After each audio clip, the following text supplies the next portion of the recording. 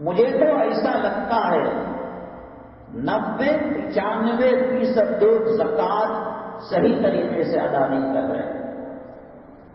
ظہر کی نماز 4 رکعت پڑھنی ہے، 3 رکعت اگر کوئی پڑھ لے تو اس کی نماز نہیں ہوگی، بے وضو پڑھے تو نماز نہیں ہوگی، غلط جگہ پر گندی جگہ پر نماز پڑھے تو نماز نہیں ہوگی۔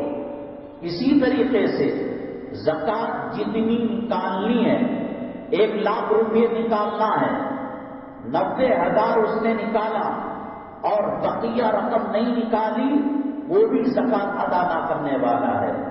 ایسا نہیں کہ یہ تو زکوٰۃ ادا ہو گئی بقیہ باقی ہے۔ اور کاروباری لوگ اندازے اور تخمینے سے زکوٰۃ نکالتے ہیں۔ ہمارے دکان میں اتنے چپل ہیں، اتنے برتن ہیں، اتنے کا کپڑا ہے، اندازے سے زکوٰۃ کا حساب نہیں ہوتا۔ ہاں اگر ماہر ہو، وہ دیکھ کر پہچان رہا ہے کہ اتنے مال کا اتنا حصہ نکلے گا اور زیادہ احتیاط نکال رہا ہے، ہو سکتا ہے وہ کامیاب ہو جائے۔ بڑا اہم ترین رکن ہے۔ حضرت سیدنا ابو بکر صدیق رضی اللہ تعالیٰ عنہ کے دور مبارک کے اندر کچھ لوگوں نے کہا یہ محمد صلی اللہ علیہ وسلم کا زمانہ تھا، دور نبوت تھا، دور رسالت تھا، زمانہ رسالت تھا، اب ہم زکوٰۃ نہیں دیں گے۔ حضرت سیدنا ابو بکر صدیق رضی اللہ تعالیٰ عنہ کو اللہ کے نبی صلی اللہ علیہ وسلم اللہ کی طرف سے یہ لقب دلایا تھا، یہ ٹائٹل دلایا تھا اور یہ ایوارڈ ملا تھا۔ دنیا کا ہر خطیب، وہ حنفی ہو، وہ شافعی ہو، وہ عربی ہو، وہ عجمی ہو، وہ حرم مکی ہو، وہ حرم مدنی ہو، وہ بغداد ہو، وہ ایران ہو، ہر خطیب یہ کہتا ہے ارحم امتی بامتی ابو بکر، میری امت کے اندر حضرت ابو بکر صدیق رضی اللہ تعالیٰ بڑے رحم دل ہیں۔ دورہ خلافت میں ایسے رحم دل ابو بکر صدیق رضی اللہ تعالیٰ، کچھ لوگوں نے کہا ہم زکوٰۃ نہیں دیں گے۔ آپ نے بیان سے تلوار نکال لی اور کہا جس کو اونٹ رسی سمیت دینا زکوٰۃ فرض ہو گیا ہو، وہ اونٹ تو دیتا ہو اور اونٹ کا ہودج یا اونٹ کی رسی نہیں دیتا ہے تو عدالت میں فیصلہ نہیں چلے گا، ابو بکر کی تلوار فیصلہ کرے گی۔ بڑا اہم ترین رکن ہے زکوٰۃ، یہ کوئی معمولی مذاق نہیں، معمولی ٹھٹا نہیں۔ اللہ تبارک تعالیٰ جناب محمد الرسول اللہ صلی اللہ علیہ وسلم کے صدقے اور طفیل میں آپ کی جوتیوں کی برکت سے اس امت کے اندر یہ آسانی پیدا فرمائی، تؤخذ من اغنیائہم وتقسم من فقرائہم، کہ ان کے مالداروں سے زکوٰۃ وصول کی جائے گی اور ان کے فقراء میں تقسیم کی جائے گی۔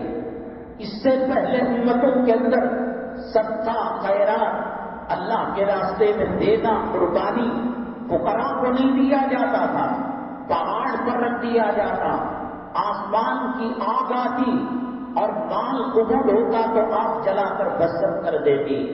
اللہ تعالیٰ کا بڑا احسان ہے کہ سب سے پہلے اپنے خاندان کے غریبوں کو جب زکوٰۃ کے مستحق غربا کو زکوٰۃ دی جاتی ہے، ان کے دل میں دینے والے کی ہمدردی پیدا ہوتی ہے، وہ دعائیں کرتے ہیں، پہاڑ پر آگ آ کر خاک کر کر چلی جائے، کسے کس کی ہمدردی ملے گی۔ اور ایسا بہترین لفظ اللہ کے راستے میں دینے کے لیے شریعت نے بنایا ہے کہ اس کی گہرائی اور اس کی تہ کے اندر جو جاتا ہے، الفاظ کو سمجھ سکتا ہے، وہ اس سے مزہ لے سکتا ہے۔ ہر لائن کا آدمی الگ ہوتا ہے، کسی کو بیان سمجھ میں نہیں آتا، کسی کو سنیما سمجھ میں نہیں آتا، کسی کو ناٹک سمجھ میں نہیں آتا، کسی کو سیاست سمجھ میں نہیں آتی، کسی کو کھیل کی لائن سمجھ میں نہیں آتی، ورلڈ کپ کے فائنل میچ دیکھنے کے لیے ساری دنیا تڑپتی ہے. یہ وہیں سے گزرتا ہے، اس کو معلوم نہیں کہ کیا ہو رہا کیا، کیونکہ اس لائن کا آدمی نہیں. ہماری گلی کے اندر، ہمارے محلے کے اندر پولیس کمشنر کا گھر ہے، منسٹر کا گھر ہے، ایم پی کا گھر ہے، چونکہ اس سے ہمیں کوئی لینا دینا نہیں، ایک عام آدمی کی طرح ہم سمجھتے ہیں. جو علماء کے بیانات سمجھتے ہیں اور دینی مزاج سے واقفیت رکھتے ہیں، قربان ہو جائیں گے لفظ زکات پر. ایک آدمی کا کپڑا میلا ہو گیا اور اس کو کوئی میزبان، میں کسی کے یہاں مہمان بن کر گیا اور سفر کے اندر دھول سے لت پت، مٹی سے لت پت میرا جسم ہو گیا، تو مجھے پانی نہانے کے بعد ایک عجیب قسم کی فرحت اور خوشی محسوس ہوتی ہے. کپڑا میزبان یا دھوبی نے، ڈرائی کلین والے نے دھو دیا، اس کو لے کر پہننے میں گندگی چلی گئی. زکات کے معنی مال کی گندگی کو پاک کرنا ہے. اس لیے بنو ہاشم اور نبی کریم صلی اللہ علیہ وسلم کے گھرانے کو اور ان کے خاندان والوں کو زکات کا دینا منع ہے. یہ مال کی گندگی نکال کر طاہر مطہر خاندان کو نہیں دی جا سکتی. ایک آدمی بازار سے آم خرید کر لاتا ہے، سبزی خرید کر لاتا ہے، اس میں تھوڑا کیڑ لگ جاتا ہے اور اس کے اندر کچھ خرابی ہو جاتی ہے. جب اس کیڑ کو نکالا جاتا ہے اور گندگی کو نکالا جاتا ہے تو ایک قسم کی فرحت اور خوشی محسوس ہوتی ہے کہ چلو صاحب اب گندگی نکل گئی. آم بہت سارے پھل ہیں، انانس ہے، کوئی چھلکے کے ساتھ انانس نہیں کھاتا. جب اس کو نکال دیا جاتا ہے تو کھانے میں لطف آتا ہے. زکات کا کام بھی یہی ہے کہ زکات مال کے میل کو نکالتا ہے. اسی وجہ سے اگر کسی پر 50,000 روپے زکات نکلتے ہیں، 45,000 روپے زکات کو نکال دیتا ہے، 5,000 روپے اس کے حلال مال کو خراب کر دیتے ہیں. جیسے ایک گندی مچھلی تالاب کو گندا کر دیتی ہے، تو یہ چونکہ مال کا میل ہے تو بقیہ جو پاک مال ہے، پاکیزہ مال ہے، اس کو بھی وہ ناپاک کر دیتا ہے. شریعت کی نگاہ میں مالدار وہ ہے جو 87.5 80 پر 7 اور پھر تھوڑا اس کا گولڈ کا مالک ہو، یا کچھ سونا، کچھ چاندی، کچھ مال تجارت اور کچھ کیش، ان کو ٹوٹل کیا گیا تو 4,35,000 روپے قرض نکال کر بنتے ہو. قرض بھی دو قسم کا ہوتا ہے. ایک قرض شارٹ پیریڈ ہوتا ہے کہ آپ نے چٹھی اٹھائی، پورے کی چٹھی، جو گول کی چٹھی اٹھائی جاتی ہے وہ حرام ہے. 10 آدمی ملے، 10,000 روپے ڈالا، اب جس کے نام پورا نکلا اس کو پورے پیسے دے دیے، یہ پورے کی چٹھی ہے. ایک پکار والی اور بھاؤ لگانے والی چٹھی ہوتی ہے. وہ کہتا ہے 1,00,000 کی چٹھی کو میں 90,000 میں لوں گا، 10,000. دوسرا کہے گا 80 میں، تیسرا کہے گا 60 میں. یہ حرام ہے، یہ ناجائز ہے، یہ سود سے بدتر شکل ہے. قرض کی 2 قسمیں ہیں. ایک شارٹ پیریڈ قرض ہوتا ہے کہ آپ نے کاکا کے دکان سے اور چلر دکان سے آپ نے قرض لیا، یا آپ حجامت کرانے کے لیے حجام کی دکان میں گئے اور پوری حجامت کرا لی، جیب میں ہاتھ ڈال کر دیکھا تو پیسے نہیں ہیں. کہا کہ ٹھیک ہے، میں قرض بھول کر آ گیا، میں آپ کو پیسے لوٹا دوں گا. یہ شارٹ پیریڈ قرض ہے. اور ایک قرض ہوتا ہے، گھر کا لون لیا جاتا ہے، بلڈنگ کا لون لیا جاتا ہے، 1 کروڑ کا، 2 کروڑ کا. ایسے میں تقریباً 30-40 سال اس کی زندگی نکل جائے گی، زکات دینے کی نوبت نہیں آئے گی. ارے بھی 10 کروڑ کا قرض ہے، کب وہ پورا ہوگا؟ قرض کو نکال کرنا زکات دی جائے گی. شارٹ پیریڈ کے قرض کے اندر اس قرض کا اعتبار نہیں، دین قبی کہتے ہیں اس کو، اس کی زکات تو نکالنے پڑے گی. اور لانگ پیریڈ کا جو قرض ہوتا ہے اس کے اندر انسٹالمنٹ ہوتا ہے، 35,000 روپے ماہانہ دینا، 50,000 روپے ماہانہ دینا. آپ نے 2 کروڑ قرض لیا ہے، یہ 2 کروڑ اس کے بابا کو، اس کے دادا کو، اس کے سسرے کو قبر سے نکالے تو بھی ادا نہیں ہوتا. تو اس لیے علماء نے کہا انسٹالمنٹ کے جو 35,000 روپے ہیں صرف اس سال اس کو قرض سمجھا جائے گا. اب 2 کروڑ کا لیا ہے تو پھر وہ کبھی بھی اس کے اوپر زکات نہیں آ سکتی. اور شریعت کے اندر بڑی چھوٹ دے رکھی ہے اور بڑی اہمیت کا معاملہ ہے. حضرت موسیٰ نبی علیہ الصلوۃ والسلام جب زکات کی فرضیت کا اعلان کیا، قارون کے پاس بہت خزانہ تھا.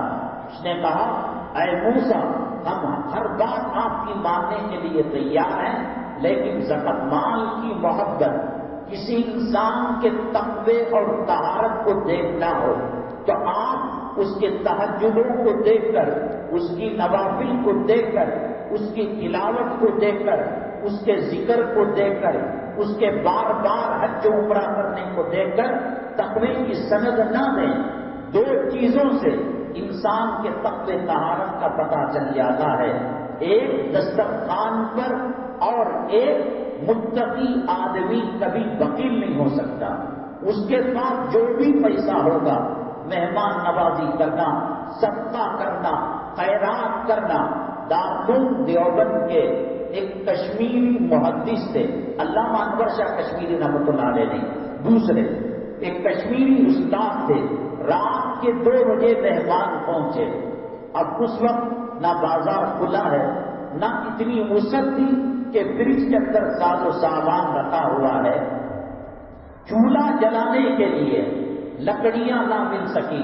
وہ زمانہ گیس کا، الیکٹرک اسٹوو کا نہ تھا، لکڑیاں جلا کر چولہے کو گرم کیا جاتا تھا. تو مہمان کے پکوان کے لیے ٹھنڈی کے زمانے میں انہوں نے رضائی کو جلانے کے لیے استعمال کر روٹیاں بنا کر دی. ایک مرتبہ ایسا ہوا کہ دلی سے دیوبند جانے کے اندر تاخیر ہو گئی. روزے کی حالت میں کہہ رہا ہوں شاید 1:30-2 بجے ہوگا. ہم مدنی منزل پہنچے. حضرت مولانا ارشد صاحب دعوت برکاتہ کو بلا لیا.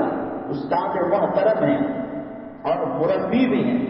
تو حضرت نے سلام کلام کے بعد پہلا جملہ جو پوچھا یہی پوچھا آپ رات کے کھانے سے فارغ ہو گئے؟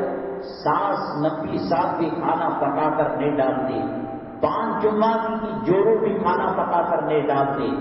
شاگرد غلام ان کے در پہنچ رہا ہے اور خیر خیریت کے بعد پوچھا جا رہا ہے کہ آپ نے کھانا کھا لیا؟ کہا کہ نہیں حضرت سفر کی وجہ سے نہیں کھا سکے.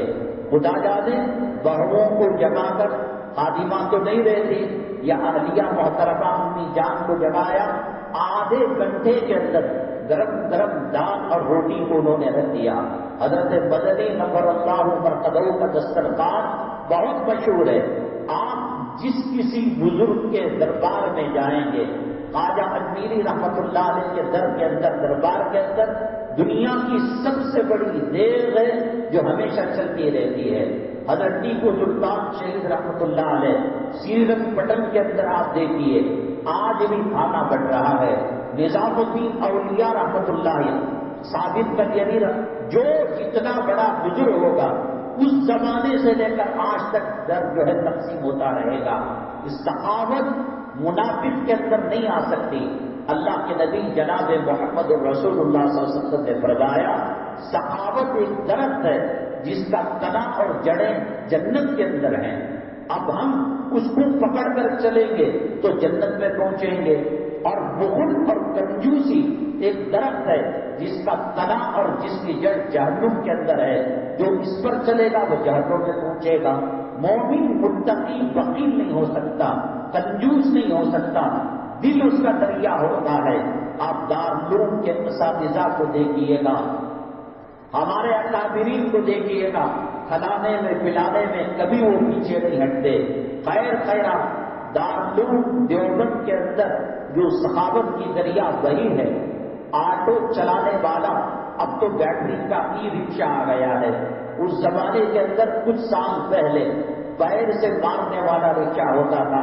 دارالعلوم کا 1982 میں جو معاملہ ہوا، اس معاملے کے اندر آٹو رکشہ والے طلبا کے پیر پکڑا کرتے تھے، حافظ جی میرے گھر آ جائیے، حافظ جی میرے گھر آ جائیے، ہماری سعادت ہوگی۔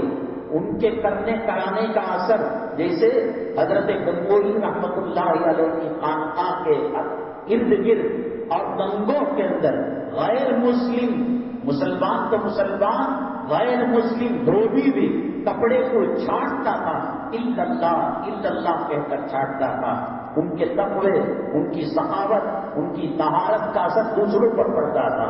حیدرآباد کے اندر اہل حدیث ہیں، عالم حضرت مولانا نصیر الخان صاحب، ملاقات ہوئی، انتقال ہو گیا، اللہ بری کے رحمت کرے۔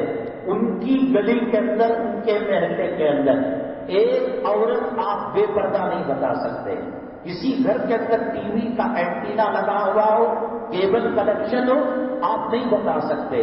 جہاد اور شہادت کے طلبگار تھے، ان سے لے کر ان کی بیوی، ان کی لڑکیاں، ان کے داماد، ان کے بیٹے، کوئی ایسا نہیں جو جیل کے اندر نہ گیا ہو۔ ابھی ان کے فرزند گجرات کے اندر جو مقدمہ چلا بلاس کا، 11 سال کے بعد رہا ہو کر وہ آئے ہیں۔ حضرت کے تقویٰ، طہارت، روح آپ نے سنا نا، حضرت سیدنا عمر بن خطاب رضی اللہ تعالیٰ جس گلی سے گزر جاتے تھے، شیطان کا پیشاب قطع ہو جاتا تھا، شیطان اس راستے کے اندر نہیں آیا کرتا تھا۔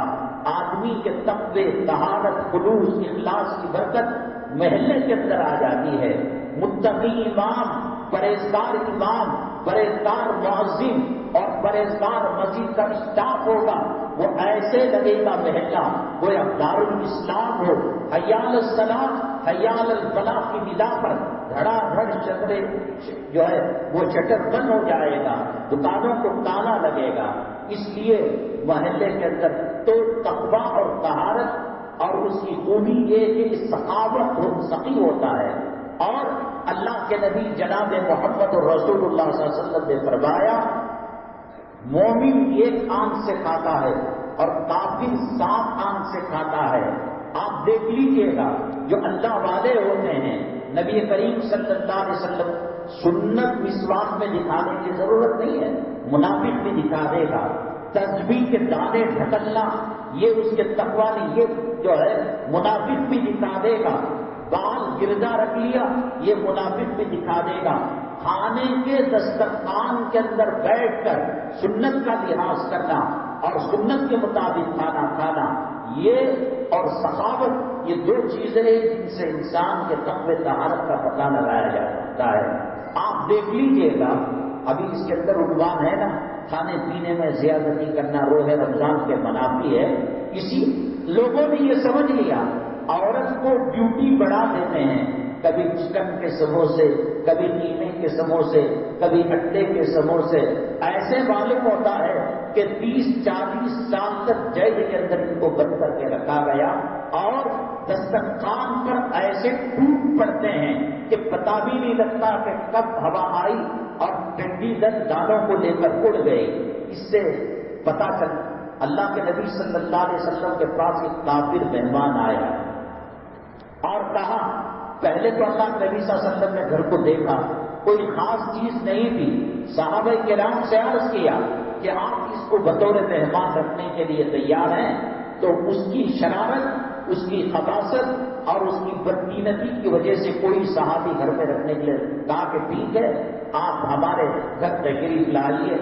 اپنے بسترے پر اللہ کے نبی صلی اللہ علیہ وسلم نے آرام کرنے کے لیے اس کو چھوڑ دیا۔ اس نے کہا، اے محمد صلی اللہ علیہ وسلم، بھوک بہت لگی ہے۔ کہا کہ ٹھیک ہے، گھر کے اندر سوائے دودھ کے اور کوئی نہیں تھا۔ ایک پیالہ پیش کیا، نبی کریم صلی اللہ علیہ وسلم کے انگلیوں کو چھو کر جو پانی کھارا ہوتا ہے، سمندر اور دریا کا پانی میٹھا ہو جاتا تھا، ایک پیالہ اس کی پوری نسل کی پیاس اور بھوک کو مٹانے کے لیے کافی تھا۔ کافر تھا، نبی صلی اللہ علیہ وسلم کے گھرانے کا دشمن تھا۔ وہ یہ سوچ کر میں مانگ مانگ کر پیوں گا تو بیویوں کو نہیں ملے گا، گھر کی عورتوں کو نہیں ملے گا، محمد صلی اللہ علیہ وسلم بھوکے سوئیں گے۔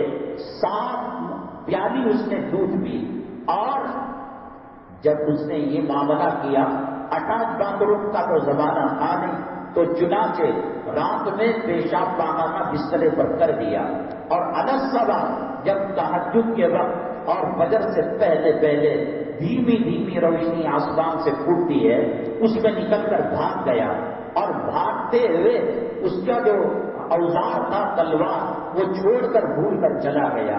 اللہ کے نبی صلی اللہ علیہ وسلم فجر کی نماز سے فارغ ہوئے اور دیکھا بسترا گندا ہے اور مہمان ندارت مہمان چلا گیا ہے۔ نبی کریم صلی اللہ علیہ وسلم اپنے صحابہ میں سے کسی کو اشارہ فرماتے تو وہ اس کو دھونے کے لیے تیار ہو جاتے۔ کہا کہ مہمان میرا ہے، میں میزبان ہوں، میں خدمت کروں گا۔ نزدیک کنویں کے پاس بستر کو دھونے کے لیے آپ تشریف لے گئے اور تلوار بھی ساتھ لے کر گئے۔ اب وہ اس کو یاد آیا، بھاگ تو گیا ہے لیکن تلوار چھوڑ کر آیا ہوں۔ کہا کہ آر پار ہوگا معاملہ، یا تو تلوار نبی رکھ لیں گے میرا سر قلم کر دیں گے، یا مجھے تلوار دیں گے، میں نبی صلی اللہ علیہ وسلم کے ساتھ غلط معاملہ کروں گا۔ یہ سوچ کر گیا، اور جب نبی کریم صلی اللہ علیہ وسلم نے اس کافر مہمان کو دیکھا، ہاتھوں کو دھو کر فوراً لپک پڑے، وہ دوڑ پڑے اور سینے سے لگا لیا، اور آنکھ میں آنسو کے قطرے لاتے ہوئے آپ نے فرمایا، بھائی ہم سے کوئی تکلیف ہو گئی؟ اتنے آپ ساز و سامان چھوڑ کر چلے گئے، آپ کو کچھ پریشانی ہوتی تو آپ ہمیں بتاتے۔ نبی کریم صلی اللہ علیہ وسلم کے اس اخلاق کو، کردار کو دیکھا، قدموں میں پڑ گیا اور وہ مسلمان ہو گیا۔ اللہ کے نبی صلی اللہ علیہ وسلم نے فرمایا، 7 پیالی دودھ پیے ہوئے کئی گھنٹے گزر رہے ہیں، اب آپ کچھ کھائیں گے پیئیں گے؟ کہا کہ حضرت اب ایمان لانے کے بعد آپ کے ہاتھوں کو پینا میری روحانیت کو اور میرے اندر کے حصے کو منور کر دے گا۔ ایک پیالہ دیا اللہ کے نبی صلی اللہ علیہ وسلم نے دودھ کا، وہ پی لیا، اور اس کے بعد کہا اور چاہیے؟ کہا کہ نہیں، سیر ہو گیا۔ کہا کہ رات میں تو آپ نے 7 پیالے دودھ پیے، معاف کر دیجیے۔ تب اللہ کے نبی صلی اللہ علیہ وسلم نے فرمایا کہ مومن ایک آنکھ سے کھاتا پیتا ہے اور کافر 7 آنکھ سے کھاتا ہے۔ آپ دیکھ لیجئے گا دسترخوان کے اندر 100 کے اندر 95 98 لوگ ایسے ملیں گے کہ یہ کھانے کے دسترخوان پر ٹوٹ پڑنے والے۔ اس کا مطلب یہ کہ ظاہری شکل و صورت تقوی کی طہارت کی اپنا رکھی ہے۔ مومن ایک آنکھ سے کھاتا ہے، میدے کے 3 حصے کیا کرتا ہے۔ امی جان عائشہ صدیقہ رضی اللہ تعالیٰ عنہا فرماتی ہیں، اس امت میں سب سے پہلی بدعت جو ایجاد ہوئی وہ کھانے کے اندر زیادتی ہے۔ ایک حکیم مدینہ طیبہ کے اندر تشریف لائے، 1 دن 2 دن 8 دن 15 دن مہینہ ایک پیشنٹ نہیں آیا، اپنے دروازے کو تالا ڈال کر سامان بوریے بسترے کو لپیٹ کر جانے لگے، اور جاتے جاتے ایک صحابی سے کہنے لگے، بڑے عصبیت والے ہو اور دل کے اندر قدورت رکھنے والے ہو، باہر کے حکیم سے دوائی نہیں لی؟ کیا کوئی انسان کبھی بیمار نہیں ہوتا؟ وہ صحابی کہنے لگے، ہم بیمار ہی نہیں ہوتے، چھوٹا موٹا جو مرض آتا ہے نبی کریم صلی اللہ علیہ وسلم اس کا علاج فرما دیتے ہیں۔ تو کہا کیا سبب ہے بیمار نہ ہونے کا؟ کہا کہ اللہ کے نبی صلی اللہ علیہ وسلم نے فرمایا، معدے کے 3 حصے کیا کرو، ایک کھانے کے لیے، ایک پانی کے لیے، ایک ہوا کے لیے۔ اب مسلمان ہوگا تو وہ 3 حصے کرے گا۔ تو اکثر لوگ اس کا خیال نہیں کرتے۔ رمضان مبارک کے اندر سٹی کی جامع مسجد ہے، بلال بنرکٹا کی مسجد ہے، فرزٹون کی مسجد ہے، لگتا ہے ایسے کہ کھانے پینے کے لیے رمضان بنایا گیا ہے۔ ہمارے جتنے اکابرین ہیں ایک کھجور لیتے، ایک قہوہ لیتے، کلام پاک پر کلام پاک کا ختم کر دے، پورے مہینے کا اعتکاف پکڑ دے، اور خاص طور سے تلاوت سنتے سناتے حضرت جبرائیل علیہ السلام کو اللہ کے نبی صلی اللہ علیہ وسلم کلام پاک سناتے۔ لیکن مسلمانوں کی جو موجودہ حالت ہے، ایسے ایک مرتبہ آیا تھا اخبار کے اندر، بامبئی کے اندر ایک گلی ہے، اس گلی کا نام ہی کھاؤ گلی، کھانے پینے کی گلی، جس کے اندر بکرے اور حلال جانوروں کے اندر کے ساز و سازات، اس کا دل ہے، گردہ ہے، بیجا ہے۔ انڈیگو پلیٹ صرف 4 لوگ حیدرآباد سے صرف کھاؤ گلی میں کھانے کے لیے گئے۔ ایسے معلوم ہوتا ہے کہ رمضان المبارک کا مہینہ مجاہدے کا نہیں، نفس کو مارنے کا نہیں ہے۔ سحری کے اندر یہ سوچ کر کھائیں گے کہ دن بھر بھوکا رہنا ہے، اور مغرب میں یہ سوچ کر کھائیں گے کہ دن بھر بھوکا رہے۔ صرف ٹائم ٹیبل بدل جاتا ہے، کھانے کی مقدار کے اندر کوئی کمی نہیں ہوتی۔ حضرت باعزید بستامی رحمت اللہ علیہ کے پاس ایک کفن چور توبہ کرنے کے لیے آیا۔ حضرت نے توبہ کرا دی اور کہا حقوق العباد کا مسئلہ ہے، جن جن کا کفن تم نے چرایا اور خاندان قبیلے والوں کو معلوم ہے تو جا کر معافی مانگ لو اور کفن کا پیسہ دے دو جو کیا۔ حضرت نے کہا کتنے اندازن آپ نے کفن چرائے ہوں گے؟ کہا کہ 1000 آدمیوں کا کفن میں نے چرایا ہے۔ مسلمان قبر کے اندر مردے کو رکھتا ہے، قبلہ رخ منہ ہوتا ہے اور سینہ ہوتا ہے، کروٹ تھوڑی سی دے کر اس کے منہ کو اس کے سینے کو قبلے کی طرف رکھتا ہے۔ اس نے حضرت نے پوچھا کیا ماجرا ہے، کیا دیکھا آپ نے؟ کہا 1000 کے اندر 2 ہی چہرے کو دیکھا میں، جو قبلے کی منہ کی طرف تھا اور سینہ اور اس کا منہ، بقیہ 998 قبر وہ تھے جن کا سینہ اور جن کا چہرہ قبلے سے پھر چکا تھا۔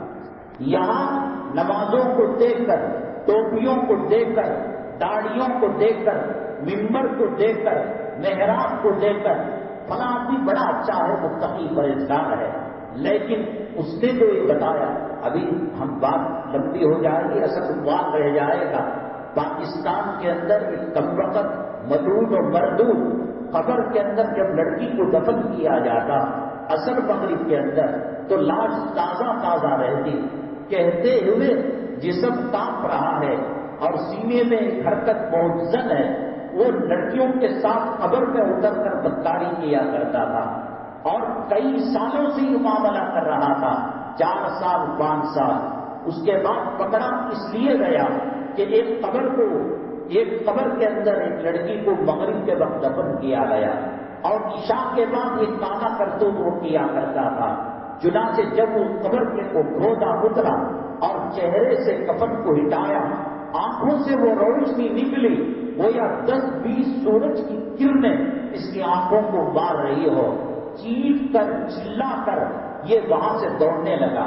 قبرستان کے اطراف و اطراف کے اندر جو مکانات تھے وہ چیخ و پکار سنی انہوں نے تو اس کو پکڑ لیا۔ اس کا مطلب یہ کہ 5 سال کے اندر کوئی اللہ جس نے زندگی کے اندر اپنی حفاظت کی ہو اور اپنی آبرو کی، عصمت کی، عفت کی، مرنے کے بعد آدمی جب قبر کے حوالے ہوتا ہے، اللہ کے قلعے میں ہوتا ہے، وہاں اس کی آبرو لٹ رہی ہے، تو اس کا مطلب یہ کہ زندگی میں اس نے آبرو کی حفاظت نہیں کی، تو 5 سال تک کوئی عورت اس کو نہ مل سکے جس نے اپنی زندگی کی عزت و آبرو کی حفاظت کی ہو۔ اللہ کے نبی صلی اللہ علیہ وسلم نے فرمایا میں نے مردوں کے مقابلے میں عورتوں کو جہنم میں زیادہ جاتے ہوئے دیکھا۔ وَوَجَدُوا مَا عَمِلُوا حَاضِرًا، جو وہ کیا قیامت کے دن جب سامنے رکھا جائے گا تب پتہ لگے گا صاحب یہ بھی غلطی ہو گئی، یہ بھی غلطی ہو گئی، یہ بھی غلطی ہو گئی۔ بہرحال رمضان المبارک کے اندر کم کھا کر مجاہدہ کرنا یہ رمضان کی روح ہے، یہ دل کو تکلیف ہو یا جسم کو مشقت ہو۔ حضرت سیدنا بلال حبشی رضی اللہ تعالیٰ عنہ سے پوچھا گیا کہ آپ دنیا میں سب سے زیادہ کس چیز کو مزیدار پایا؟ وہ کہتے تھے ایک گرمی کا روزہ اور دوسرا مکہ مکرمہ کی سرزمین کے اندر مجھے چٹ لٹا کر سینے پر چٹان رکھ کر جو کھینچا جاتا تھا اور جو احد احد کہتا، ایسا لگتا تھا گویا جنت کی نہروں میں میں غوطہ دے رہا ہوں۔ یہ سب کچھ ہے۔ آپ عورت کو بھوک زیادہ ڈال دیں گے، وہ تلاوت کب کرے گی، ذکر کب کرے گی، آپ کی ڈیوٹی میں لگ جائے گی۔ دسترخوان بڑھانے کا نام رمضان نہیں ہے۔ اخلاص اور للہیت کے ساتھ جو ملے ویسے ہی حدیث پاک کہتی ہے تو زاد فیہ رزق المؤمن، اس کے اندر مومن کا رزق بڑھا دیا جاتا ہے۔ کھانا پینا اور کھانے پینے کی کثرت رکھنا نہ شریعت کا مزاج ہے، نہ خدا کے قانون کی فطرت ہے۔ بالخصوص مائیں اپنے بچوں کو ڈھونس ڈھونس کر کھلاتی ہیں، وہ سمجھتی ہے کہ جتنا کھانا اس کے پیٹ کے اندر جائے گا وہ صحت بن جائے گا۔ علماء نے لکھا ہے کہ میدا ایک حد تک بوجھ کو استعمال کرتا ہے، 400 گرام 300 گرام، اس کے بعد جب اوور لوڈ ہوتا ہے تو بغیر ہضم کیے کہ وہ پیٹ کو تقسیم کر دیتا ہے، موٹاپے میں تک وہ چلا جاتا ہے، چربی کے اندر وہ چلا جاتا ہے۔ دنیا کے اندر جتنی بیماریاں ہیں وہ غذاؤں کی زیادتی کی وجہ سے ہے۔ شوگر کی بیماری شکر کے زیادہ استعمال سے، نمک کی بیماری نمک کے زیادہ استعمال سے، ہارٹ کی بیماری کولیسٹرول کی زیادتی کی وجہ سے، اور کولیسٹرول کی زیادتی چربی اور چکن چیزیں زیادہ کھانے سے، چربی والی اور فیٹ والی چیزیں زیادہ کھانے سے۔ آپ دیکھیے جنگل کا جو بادشاہ ہے وہ شیر ہے، آپ کیا سمجھتے ہیں کہ وہ ناشتے کے اندر خرگوش کھاتا ہوگا، لومڑی کھاتا ہوگا، اور دوپہر کے اندر بیل بھینس کو کھاتا ہوگا، اور رات کے اندر بکروں کو کھاتا ہوگا۔ 8 دن میں صرف ایک مرتبہ 700 گرام کھانا کھاتا ہے۔ مگرمچھ 700 کلو کی ہوتی ہے، اور دنیا کی وہ مخلوق اور وہ جانور جو زیادہ دیر تک زندہ رہتے ہیں اس میں ایک مگرمچھ ہے۔ مگرمچھ کی اوسط زندگی 200 سال تک ہے، اور 700 کلو اس کا وزن ہوتا ہے۔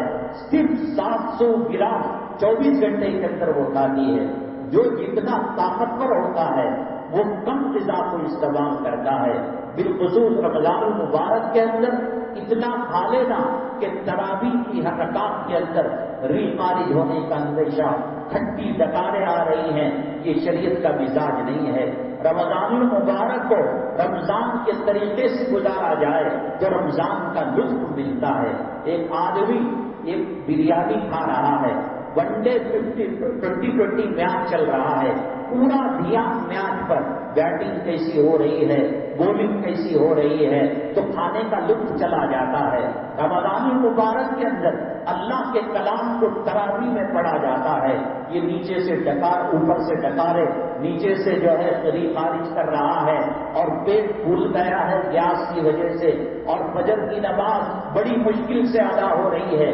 یہ رمضان کے روح کے منافی ہے۔ حضرت شیخ الہند رحمۃ اللہ علیہ 24 گھنٹے کے اندر سحری کے وقت آدھا کپ عرق پیا کرتے تھے، اور وہ بھی کہتے تھے مجھے اس کی بھی ضرورت نہیں، اللہ تبارک تعالیٰ روحانی اور جسمانی طاقت مجھے دے دیتے ہیں تلاوت کی برکت سے۔ صرف سحری کرنا سنت ہے، اور بغیر سحری کے روزہ رکھنا اللہ کو، اللہ کے نبی صلی اللہ علیہ وسلم کو پسند نہیں، اس لیے آدھا فنجان عرق پی لیتے، اور لوگوں کو بھی اسی وقت بات چیت کرنے کی اجازت دی، نہ فون کا استعمال، نہ خط و کتابت کا استعمال، نہ بیٹھ کر بات کرنا۔ آدھا کپ عرق پینے تک 5 منٹ 4 منٹ جو لگتے ہیں، جو حضرت کو پوچھنا ہو، حضرت سے بات کرنا ہو، ان لوگوں نے رمضانوں کے مزے لوٹے، ان لوگوں نے سحری کے مزے لوٹے، ان لوگوں نے کلام پاک کا لطف حاصل کیا، ایسا کھا کر جانوروں کی طرح، حیوانوں کی طرح، کہ ہر رکعت کے اندر اس بات کا ڈر ہو کہ کہیں وضو نہ ٹوٹ جائے، کہیں یہ نہ ہو جائے، وہ ہو جائے۔ یہ رمضان کے اس کے منافی ہے۔ بہرحال شریعت کے اندر امیر وہ ہے 80 پر 7 گرام سونا، یا 612 یا 11 گرام چاندی، یا مال تجارت، یا کیش کرنسی۔ یاد رکھیے گا کرنسی کے اندر قبضہ اور ملکیت دونوں چاہیے۔ قبضے کا مطلب یہ چیز ہے دستی، یہ میرے مٹھی میں ہے، میرے قبضے میں، اور ملکیت کا مطلب میں مالک ہوں، میں اس کو پھاڑ بھی سکتا ہوں، جلا بھی سکتا ہوں۔ جہاں ملکیت نہیں ہوگی، ایڈوانس آپ نے اونر کو دیا، اونر کے پاس قبضہ تو ہے، ملکیت نہیں ہے، وہ مالک نہیں ہے۔ آج رات کو کرایہ دار چھوڑے گا تو اس کو وہ پیسے لوٹانے پڑیں گے، تو قبضہ ہے، اور وہ جو کرایہ دار ہے اس کا قبضہ نہیں ہے، مالک کے قبضے میں ہے۔ بیان کے اندر جو پیسہ ہے اگرچہ کہ وہ ایسا ہے جیسے لاکر کے اندر رکھا ہوا، جب چاہے اے ٹی ایم چبائے گا اور اپنی رقم نکالے گا، گویا قبضہ بھی ہے، ملکیت بھی ہے۔ کرنسی کے اندر، نوٹوں کے اندر جب وہ نصاب پر پہنچ رہے ہو، دو شرطیں ہیں، گروی اور رہن جو رکھا جاتا ہے اس کے اندر بھی نہ قبضہ ہوتا ہے نہ ملکیت ہوتا ہے۔ ایک آدمی کے پاس 1 لاکھ روپے قرض لیتا ہے، اپنا سونا چاندی گروی کے طور پر، رہن کے طور پر رکھتا ہے، تو اس کا قبضہ بھی نہیں ہوا، اس کی ملکیت بھی نہیں ہوئی، اس کی زکات نہیں دے گا۔ ماٹی کے اگرچہ کے حرام ہے لیکن اپنا قبضہ اور اپنی ملکیت نکال کر اونر کو دے دیتا ہے، اونر قبضہ بھی کر لیتا ہے اور خرچہ بھی کرتا ہے، تو چنانچہ اونر کے اوپر زکات ہے۔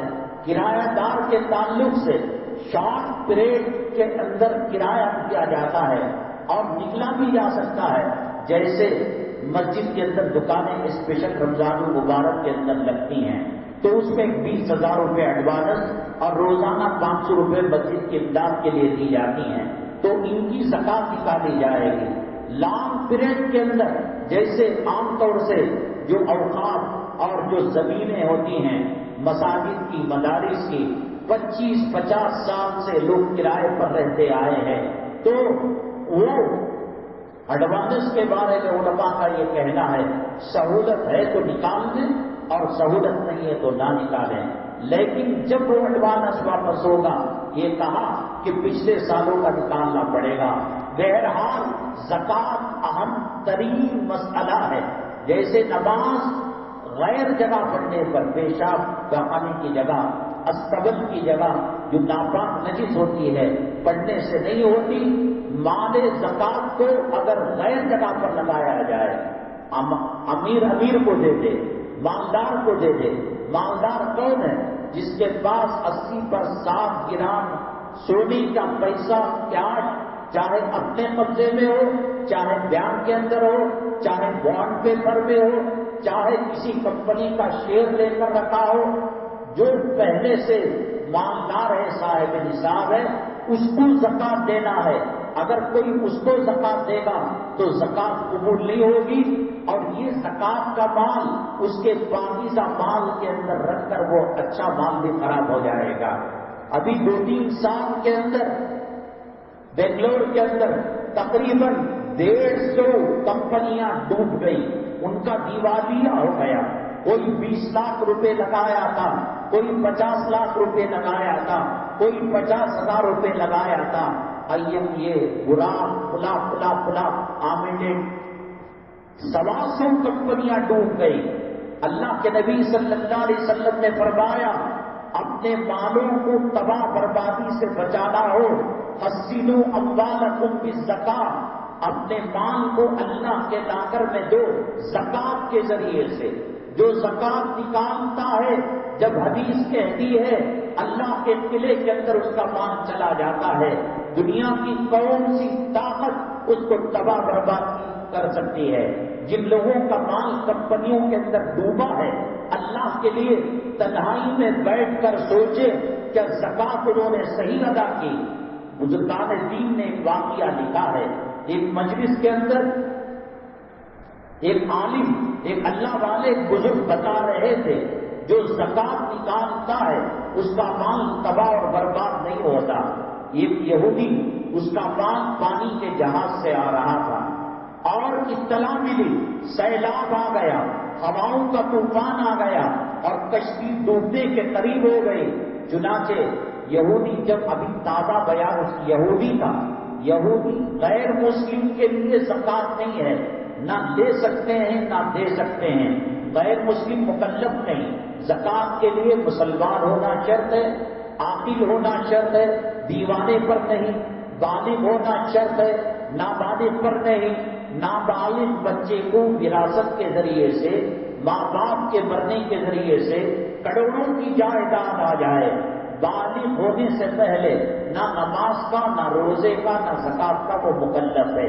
شریعت کے احکامات بلوغت کے بعد شروع ہوتے ہیں، تو چنانچہ عاقل ہونا، بالغ ہونا، مسلمان ہونا، جب اس نے یہ حدیث سنی کہ کہا کہ اب دیکھ لیا جائے گا، چنانچہ 2.5 کے حساب سے 2.5% کے حساب سے اس نے زکات نکال لی۔ پھر کسی نے آ کر اطلاع دی کہ صاحب تمہارا مال تو ڈوبنے کے قریب ہو گیا، ہچکولے کھا رہی ہے کشتی، اب ڈوبے گی تب ڈوبے گی۔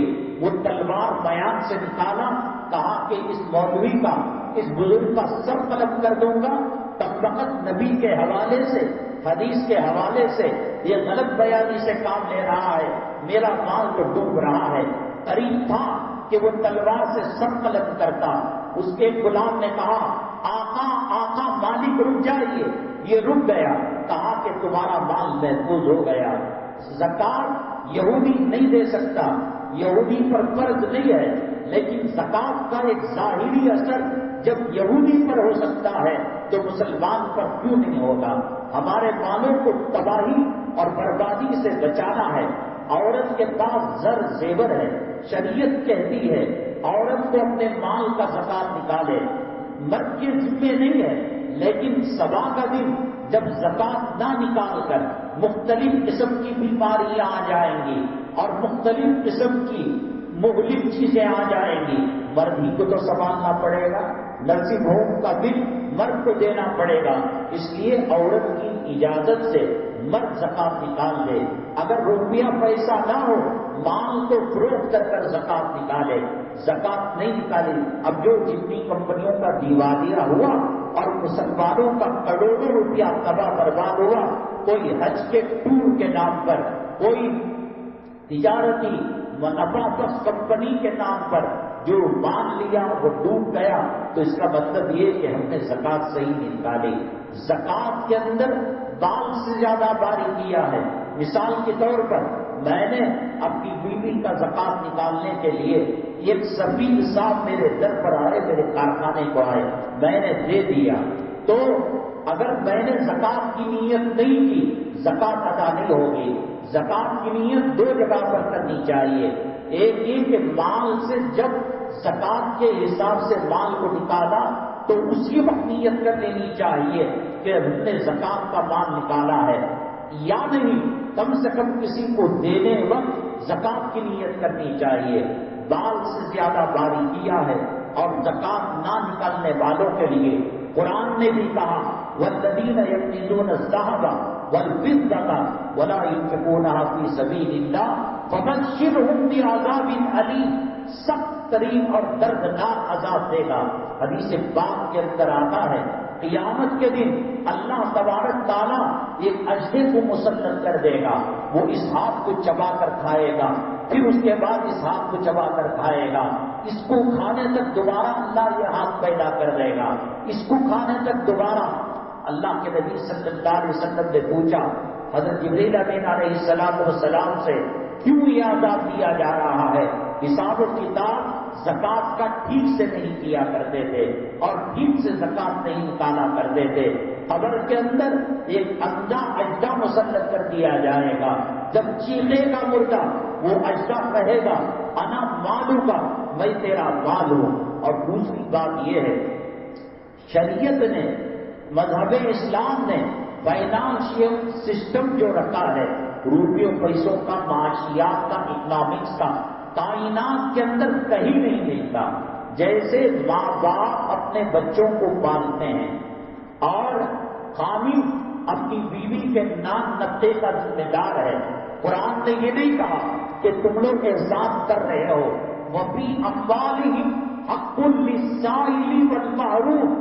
ایک تو لوگ ہوتے ہیں مانگا کرتے ہیں بے غیرت قسم کے لوگ یا مجبوری کی وجہ سے، اور یہ لوگ وہ ہوتے ہیں کچھ لوگ کہ وہ ضرورت مند ہوتے ہیں لیکن مانتے نہیں۔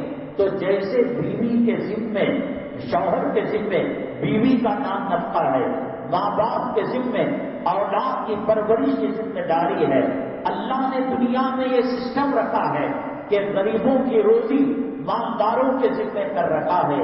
اگر غریب دوا نہ ہونے کی وجہ سے ایڑیاں رگڑ کر مرتا ہے، بھوک کی وجہ سے مرتا ہے، تو جس طریقے سے خامن کے نان نفقہ ادا نہ کرنے کی وجہ سے بیوی پر جائے گی، قتل کی ذمہ داری خامن پر آئے گی، پوری دنیا کے اندر اگر مسلمانوں میں کہیں غربت کہیں فقر و فاقہ ہے وہ اس وجہ سے ہے کہ مسلمان نے زکات کے سسٹم کو صحیح طریقے سے نہیں کیا ہے۔ بعض مساجد کے اندر بعض دینی اداروں کے اندر کچھ لوگ کہتے ہیں کہ اس زکات کے مال سے راشن تقسیم کر دیا جائے۔ جن لوگوں کو زکات واجب ہے یا لینا حرام ہے وہ لوگ بھی ایسا مال حاصل کرتے ہیں۔ ایک تو یہ غریب کے پیٹ پر ڈاکہ ڈالتے ہیں اور دوسرا یہ زکات کا مال ان کے اچھے مال میں مل کر ان کو تباہ کر دے گا، برباد کر دے گا۔ ایک اہم مسئلہ زکات کا یہ ہے کہ زکات کے اندر زکات کے مال کا مالک بنانا ضروری ہے۔ اسی لیے کسی مردے کے کفن کے اندر تجویز تدفین کے اندر زکات کا پیسہ نہیں لگتا۔ کیوں؟ اس لیے کہ وہ مردہ مالک نہیں ہو سکتا۔ کسی مدرسے کی تعمیر کے اندر، مسجد کے کنسٹرکشن کے اندر زکات کا پیسہ نہیں دے سکتے۔ کون اس کا مالک ہے؟ تبلیغ پہلی شرط ہے کہ زکات کا مالک اس کو بنا دیا جائے۔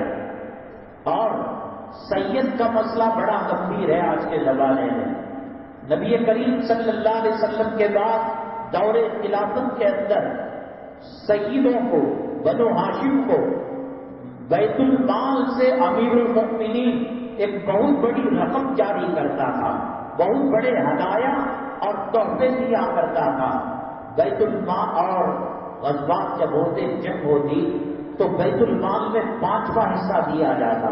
ان 5ویں حصے کے اندر 5 حصے کیے جاتے، ان میں کا ایک حصہ اہل بیت کو دیا جاتا۔ سب سے پہلی بات یہ ہے کہ آج سید اوریجنل ہے یا ڈپلیکیٹ ہے پتہ نہیں لگتا۔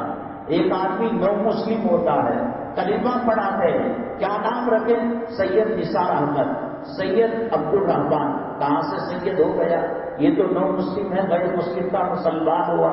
اور دوسرے جو حضرات سید ہیں ان کے پاس سند ہوا کرتی ہے، سلسلہ ہوا کرتا ہے، جیسے حدیث کا سلسلہ ہوتا ہے، ہمارے استاد ہو، ان کے استاد ہو، ان کے استاد شاہ ولی اللہ، ان کے استاد طاہر مدنی، تابعین، تبع تابعین، صحابہ، نبی کریم صلی اللہ علیہ وسلم۔ چلو مانا کہ ان کے پاس سند نہیں ہے اور زکات کا مال ان کو دینا جائز نہیں، تو ایسی عمارت اور خلافت مسلمانوں کی کہاں ہے کہ جہاں مسلمان ان کو ہدیہ دیتے ہو، ہدیہ دے کر بھی پیٹ نہیں پالتے، زکات دینا بھی حرام ہے۔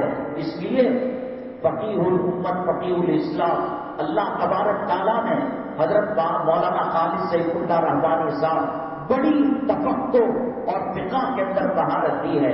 حضرت کا کہنا یہ ہے کہ سیدوں کو کوئی تحفے دیتا بھی نہیں اور سیدوں کو پہلے جیسی کوئی عزت کرتا بھی نہیں۔ اس لیے آج کے زمانے کے اندر کوشش تو یہ کرنا چاہیے کہ غیر سید کو کوئی ہے یہ صاحب ہے، ہم نے ان کو زکات دے دی، ان کو مالک بنا دیا، حق کے تصرف دیا، اور پھر یہ سید ہیں اور ان سے کہہ دیا کہ آپ تحفے کے طور پر ان تک پہنچا دیں۔ جیسے مدارس والے تبلیغ کیا کرتے ہیں، مدارس کے اندر مالدار کے بچے بھی پڑھتے ہیں، کروڑ پتی کے بچے بھی پڑھتے ہیں۔ یہ غریب کو زکات دے کر تبلیغ کر دی جاتی ہے اور پھر اس کو راستہ بتا دیا جاتا ہے کہ یہاں آپ جو ہے مدرسے میں جمع کر دیں اپنے اختیار سے۔ اگر یہ نہ ہو پھر بھی علماء اس زمانے کے فقہا اور علماء نے کہا کہ سید کو زکات دی جا سکتی ہے۔ کوشش کرنا چاہیے کیونکہ زمانہ خراب ہے، اس لیے اگر آپ ایک تدبیر یہ کہ غیر سید کو مالک بنا کر اس کو اشارہ کریں کہ تحفے کے طور پر اس کو دے دے، اگر یہ بھی شکل نہ ہو ڈائریکٹ سید کو زکات دیا جا سکتی ہے۔ ایک بات یاد رکھیے، رمضان المبارک کے اندر مدارس کے سفرا ہمارے دکانوں مکانوں تک آتے ہیں، یہ اللہ کی رحمت کا پیغام لے کر آتے ہیں، یہ جنت کی رسید اور جنت کی سند لے کر آتے ہیں۔ ہر زمانے میں ایک چیز حق پر ہوتی ہے اور دوسری باطل پر ہوتی ہے۔ نبی کریم صلی اللہ علیہ وسلم کے دور نبوت کے اندر نبوت پر اور ختم رسالت پر ڈاکہ ڈالا گیا، منافقین پیدا ہوئے، یہود پیدا ہوئے، اسلام مسلمان دشمن پیدا ہوئے، دنیا کی ہر چیز کے اندر ڈپلیکیٹ بنتی ہے۔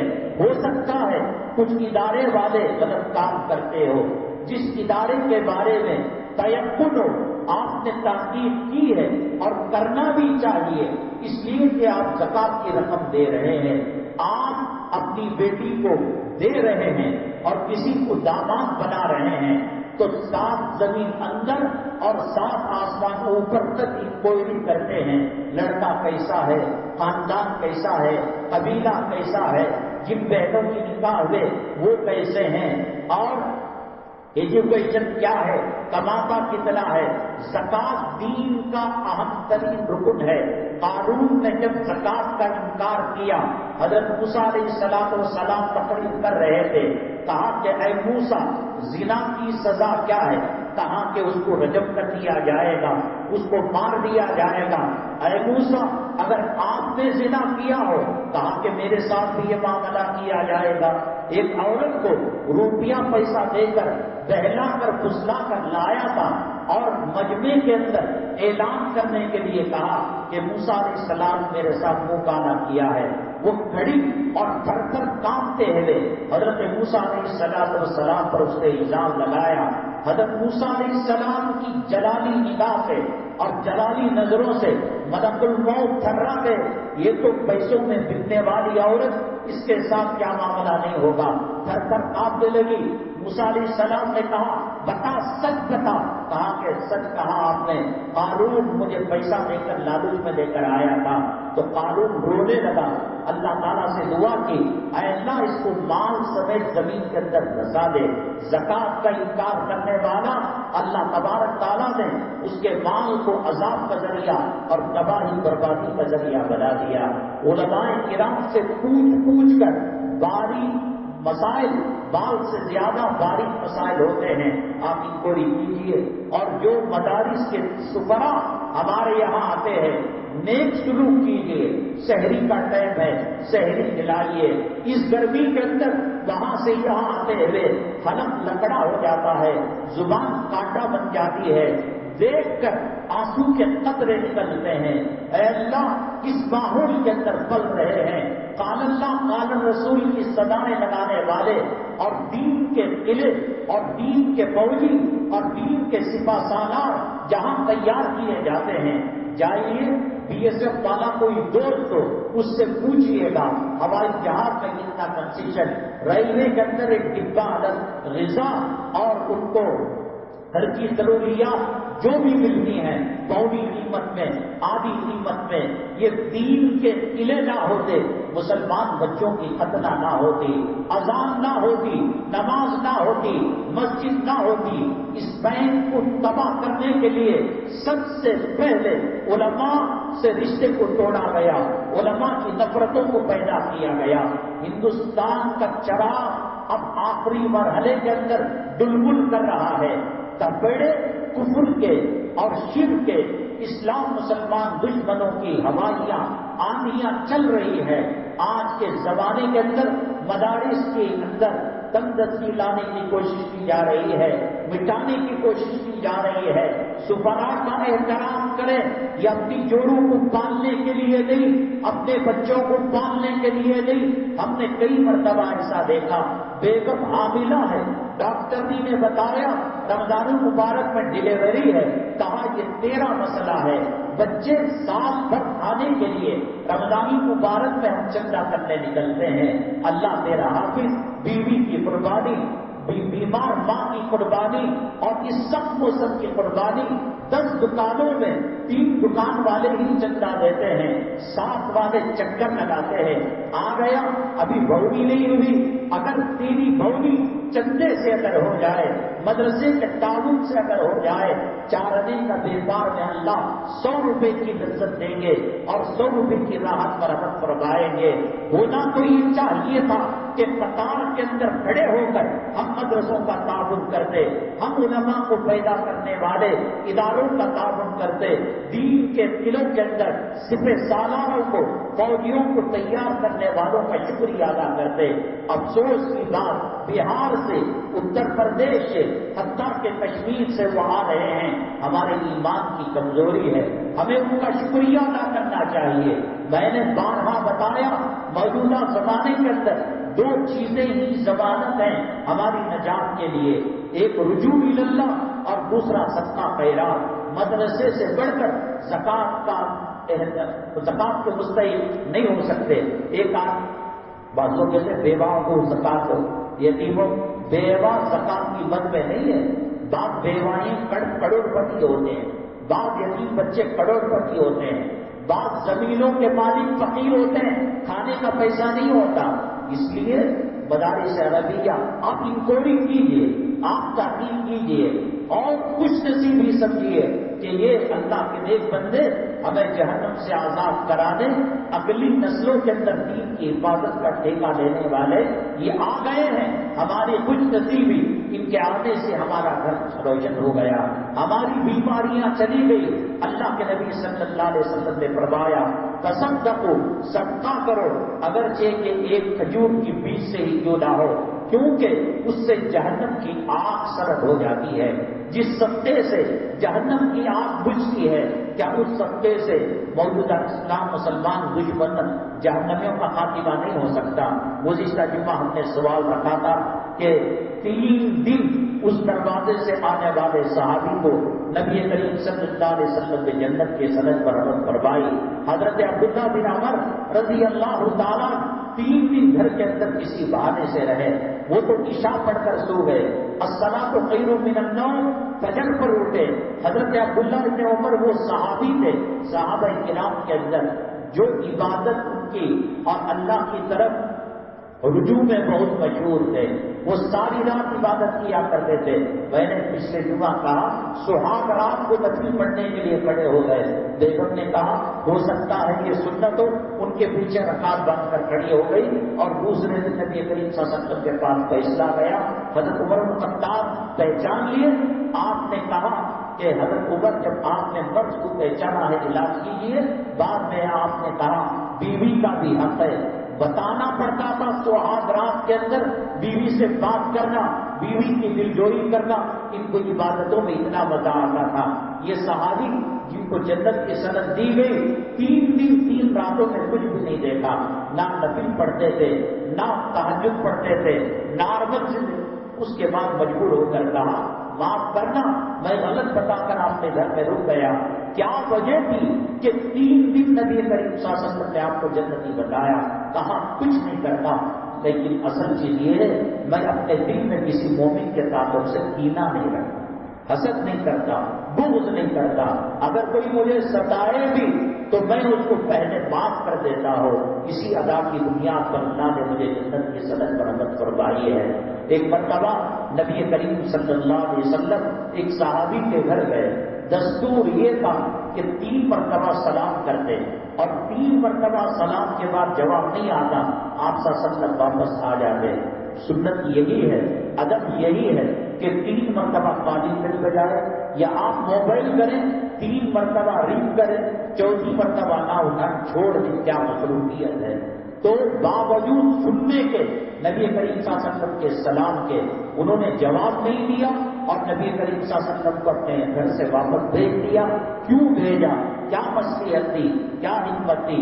اس سوال کے جواب کے ساتھ انشاءاللہ DJ ہٹی کے اندر کہاں مسجد کے اندر بیان ہوگا، آپ ضرور تشریف لائے، اس کا جواب بھی دیا جائے گا۔ میں نے کہا اللہ کے راستے کے اندر صدقہ کرنا، خیرات کرنا، اللہ تعالیٰ قبر کے عذاب کو گھٹا دیتے ہیں، کم کر دیتے ہیں، ختم کر دیتے ہیں، جہنم کی آگ ختم ہو جاتی ہے، اللہ کی رحمتیں برستی ہیں۔ مسجد کا مقدمہ چل رہا ہے، حالات بڑے ناسازگار ہیں، حالات حاضرہ پر بھی انشاءاللہ اگلی ماہ بات ہوگی۔ آپ خوب تعاون کرتے ہوئے جائیں۔ 1 کا 70 کا آفر ہے رمضان المبارک کے اندر، 1 روپیہ دیں گے 70 کا نفع ملے گا اور اللہ تعالیٰ کا چاہے اتنا نفع ملے گا۔ اسی طریقے سے ایک ادارے کے حلال صابن اور دوسری چیزیں ہیں، اس کا نفع وہ مدرسے کے لیے استعمال کرتے ہیں۔